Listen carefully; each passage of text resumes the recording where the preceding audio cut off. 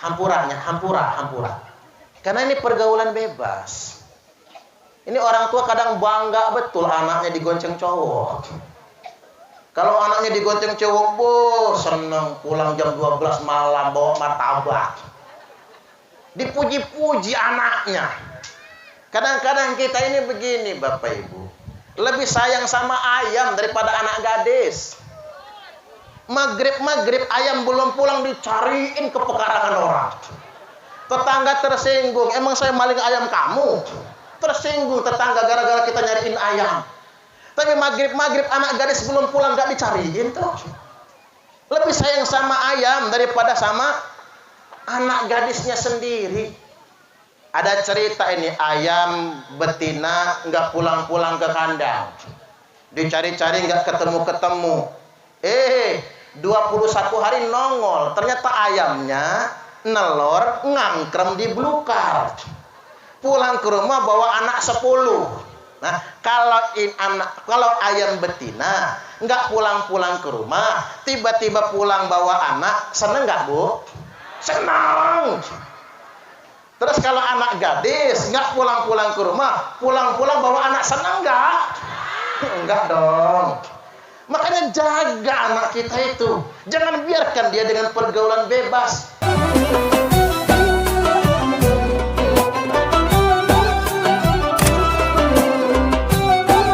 Umur 5 tahun, malaikat Jibril dan malaikat Mikail alaihi wassalam datang membelah dada Nabi, ngambil hatinya, kemudian dicuci. Ini bahasa agamanya sibghah.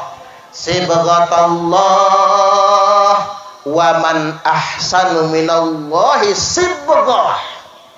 Kalau untuk umatku kata Nabi, ganti sibghahnya di sunnah. Makanya Bapak Ibu, anak lanang paling baik sunatnya umur 5 tahun. Saya setuju dengan orang Sunda. Orang Sunda nggak pernah gede nyunat anak. 40 hari ada yang sudah disunat. Baru 100 hari udah disunat. Baru 1 tahun sudah disunat, itu paling afdol. Paling telat umur 5 tahun. Jangan kayak saya, sunatnya umur 11 tahun. Kelas 5 SD. Sakitnya nggak seberapa, malunya yang nggak tahan. Banyak betul yang nonton. Gimana nggak malu Pak? Hampir tumbuh. Malu rasanya. Biasalah orang Jawa, orang Lampung, orang Sumatera kegedean. Nunggu hajatan kalau sunat itu. Kalau orang Jaseng, orang Sunda cepet banget nyunat anaknya. Itu paling bagus. 5 tahun itu paling telat nyunat anak kita. Makanya anak saya umur 5 tahun tak sunat. Lebih mudah, lebih bagus lagi nyunat itu. Karena pengganti sibghah. Sekaligus juga artinya Nabi itu enggak ujuk-ujuk umur 40 tahun diangkat sebagai Rasul atau menjalankan tugasnya untuk tabligh. Tapi beliau dipersiapkan sejak kecil. Artinya ini ilmu bagi kita Bapak Ibu. Pengen punya anak yang soleh, pengen punya anak yang bertakwa, siapkan sejak kecil. Makanya anak kita masukkan ke pondok jadi santri. Ini persiapan. Enggak ujuk-ujuk mereka menjadi baik. Nah, apalagi umur 0 sampai 7 tahun. Anak sangat dipengaruhi kelakuan orang tuanya. Makanya hati-hati Bapak Ibu kelakuan. Kalau anak masih 0 sampai 7 tahun, neru anaknya. Apa kata pepatah orang Arab? Ma fil aba fil abna. Apa yang ada pada bapaknya, ada pada anaknya. Kata orang Arab. Kalau kata orang Jawa apa? Nek bapake kalong, anake kampret. Nek bapake nyolong, anake nyopet. Yang namanya buah jatuh nggak jauh dari pohonnya. Makanya penting kita memberikan pendidikan buat anak-anak kita. Karena anak itu niru orang tuanya. Berikan pendidikan yang terbaik. Karena memang kita dihadapkan dengan zaman yang mengkhawatirkan. Sekarang ini narkoba merajalela di mana-mana. Dulu mah narkoba cuma di kota. Sekarang narkoba masuk ke kampung. Yang pakai narkoba itu sudah lintas generasi. Mulai dari anak SD sampai perguruan tinggi. Saya ngeruqyah anak kelas 5 SD. Saya tanya emaknya, anaknya kena apa, Bu? Kesambet genderuwo. Lo kok tahu disambet kesambet genderuwo? Ini sebenarnya udah diruqyah sama kiai tapi gak mempan. Yang ngeruqyah 10 kiai, 15 ustaz gak mempan. Ini kata saya, jangan-jangan ini jinnya jin modern ini. Jin modern itu Bapak Ibu, dibacain Fatihah nggak mempan, dibacain ayatul kursi jinnya malah hafal, ikut membaca juga. Dibacakan surah al-jin, jinnya malah nantang. Kata jinnya, gua nggak takut sama ustaz, gua takutnya sama tukang permak lepis, karena ada tulisannya permak jin segala jenis. Iya juga ya. Makanya bapak-bapak nu jadi tukang jahit, istiqomah jadi tukang jahit. Karena jin lebih takut sama tukang jahit daripada sama kiai. Begitu saya ruqyah anak kelas 5 SD ini, ternyata emang gak ada jinnya, pantasan gak mempan. Emang gak ada genderuwo kuntilanaknya. Kata emaknya, kok anak saya ongo-ongo Pak Ustaz? Ya gak tahu, kata saya. Bawa rumah sakit jiwa. Begitu sampai rumah sakit jiwa, dokter psikiater merujuk ke spesialis saraf. Apa kata dokter saraf? Hancur sarafnya gara-gara kebanyakan ngelem aibon. Jadi narkoba itu bukan cuma ganja, bukan cuma sabu, aibon juga. Hati-hati pergaulan anak-anak. Makanya biar aman, masukin anaknya ke pesantren. Itu yang paling aman Bapak Ibu. Kirim ke Jawa, Jawa Timur kejauhan Jawa Tengah, Jawa Tengah kejauhan Jawa Barat, Jawa Barat kejauhan Banten, Banten kejauhan Bandar Lampung, Bandar Lampung kejauhannya Lampung Selatan, Lampung Selatan kejauhan Waisulan, Waisulan kejauhan Banjarsari. Antar anak kita ke guru ngaji. Ustaz, anak saya nggak mau mondok, nggak mau mukim.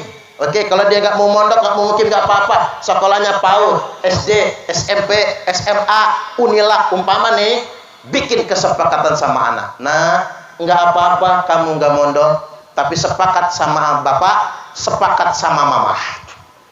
Ngaji ya nak, sama Ustadz Apet misalnya. Ngaji ya nak.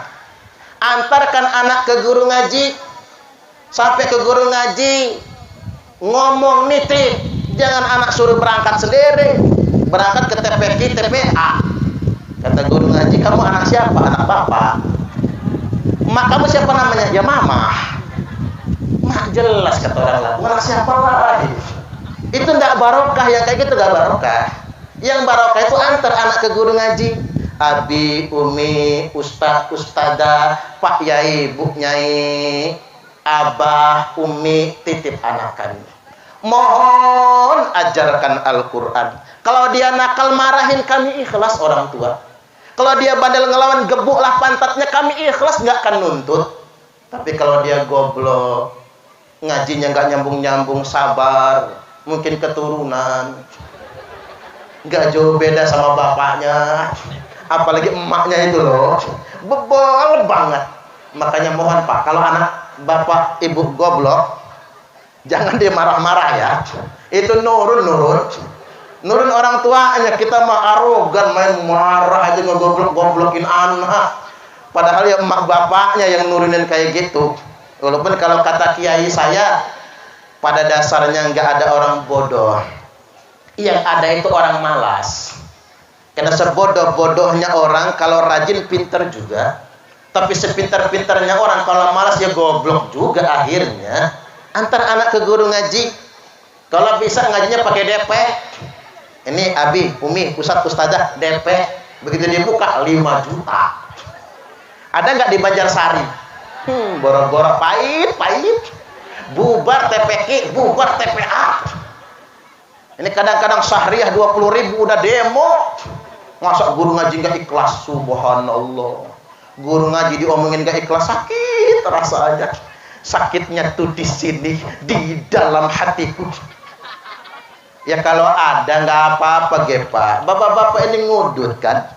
Ngudut ini sebungkus berapa sih ngudut tuh? 25.000 kan? Rokok itu Bu, minyak goreng sekilo berapa? Udah turun ya. Kemarin ribut-ribut minyak goreng. Minyak goreng katakanlah 25.000 sekilo.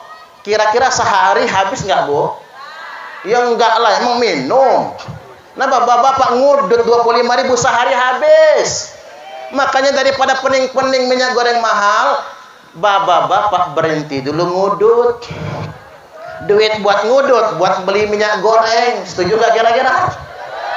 Nah gitu dong, hidup ngeluh aja kerjaannya ya. Balik lagi Bapak Ibu, rokok katakanlah 10.000 lah sehari diirit-irit. Kali sebulan 300.000. Kalau buat ngudut saja 300.000, nggak sayang kita buat ngudut 300.000. Nggak salah dong, buat guru ngaji 300.000 sebulan. Nggak usah banyak-banyak, murid guru ngaji mah 20 orang saja. 20 kali 300.000, 6 juta. Ustaz Apep dapat 6 juta sebulan langsung kredit Agia. Pan keren. Ada bapak-bapak protes, Ustaz saya kan nggak ngudut. Apalagi nggak ngudut Pak, double 600.000 jadinya. 600 kali 20, 12 juta. Nggak jadi ngambil Agia, langsung ngambil Innova. Ini kadang-kadang kita pakai hitungan sederhana. Begini soalnya Bapak Ibu. Artis dibayar mahal, tapi malah kelakuannya nggak bisa jadi contoh. Malah bisa ngerusak moral bangsa, oknum ya. Dia public figure tapi nggak bisa jadi contoh. Padahal bayarannya mahal. Sedangkan guru dibayar murah, tapi dituntut memperbaiki moral bangsa. Coba kita berhitung. Dewi Persik, tahu Dewi Persik nggak? DP. Itu nyanyi satu lagu 30 juta. Nyanyi nggak nyampe 5 menit. Siti Badriah cuman nyanyi lagu emang lagi santai.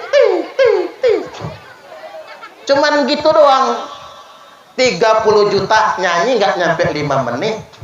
Yang paling mahal itu Agnes Monica. Oh, tahu dulu. Tepuk tangan ya. Agnes Monica itu satu lagu 200 juta. Nyanyi nggak nyampe 5 menit. Nah saya bengak-bengok kayak gini Pak. Mana 1 jam lagi nih minimal. Nggak segitunya. Tapi ikhlas. Ya kalau saya mah disangoni alhamdulillah, nggak disangoni bangetan lah. Jauh-jauh dari Bandar Lampung. Minimal solar jadilah. Baik guyon Bapak Ibu. Apalagi guru ngaji tambah murah. Jadi sekali lagi Bapak Ibu, pengorbanan buat anak-anak kita. Kalau mampu kirim anak ke pondok. Bapak Ibu mengeluarkan biaya bulanan buat anak mondok, itu pahalanya dilipat gandakan. Betis mi'ati alfin, 900.000 kali lipat. Saya ulangi lagi, Bapak Ibu membayar anaknya mondok di pesantren, gantinya, pahalanya, ganjarannya 900.000 kali lipat. Subhanallah, dilipat gandakan antar anak ke pondok pesantren. Baik, kemudian yang berikutnya saya juga ingin ingatkan, pergaulan bebas zaman sekarang juga sudah sangat mengkhawatirkan. Ini orang tua kadang bangga betul anaknya digonceng cowok. Kalau anaknya digonceng cowok, seneng pulang jam 12 malam bawa martabak. Dipuji-puji anaknya. Kadang-kadang kita ini begini Bapak Ibu. Lebih sayang sama ayam daripada anak gadis. Maghrib ayam belum pulang dicariin ke pekarangan orang. Tetangga tersinggung, emang saya maling ayam kamu? Tersinggung tetangga gara-gara kita nyariin ayam. Tapi maghrib anak gadis belum pulang nggak dicariin tuh. Lebih sayang sama ayam daripada sama anak gadisnya sendiri. Ada cerita ini, ayam betina nggak pulang-pulang ke kandang. Dicari-cari nggak ketemu-ketemu. 21 hari nongol. Ternyata ayamnya nelor ngangkrem di belukar.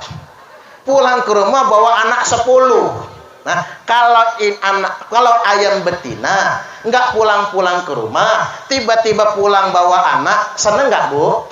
Senang. Terus kalau anak gadis nggak pulang-pulang ke rumah, pulang-pulang bawa anak senang nggak? Enggak dong. Makanya jaga anak kita itu. Jangan biarkan dia dengan pergaulan bebas. Yang paling aman sekarang mondok, Bapak. Mondok yang paling aman. Uang nggak megang HP kalau di pondok aman. Belajarnya jelas tatap muka.